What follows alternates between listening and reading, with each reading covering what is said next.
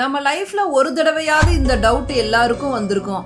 அவங்க ரொம்ப கெட்டவங்களா இருக்காங்க, மற்றவங்களுக்கு ரொம்ப கொடுமை பண்றாங்க, ஆனா கடவுள் அவங்களுக்கு அள்ளி அள்ளி கொடுக்குறாரு.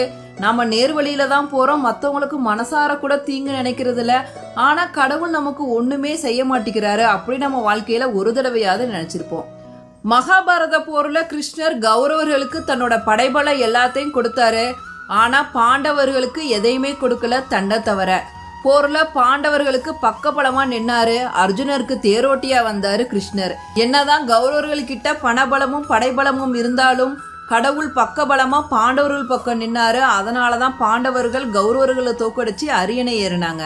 கடவுளோட துணை இருந்துச்சுன்னா பிரதிகூலமாக இருக்கும் மற்றவைகள் எல்லாம் நமக்கு எந்த துன்பத்தையும் கொடுக்க முடியாது என்பதையும், கடவுள் துணையின்றி மற்றவை அனுகூலமாய் இருந்தாலும் அவை உண்மையிலேயே நமக்கு எந்த நன்மையும் செய்ய முடியாது அப்படிங்கிறதான் பகவத்கீதை உணர்த்துகிறது.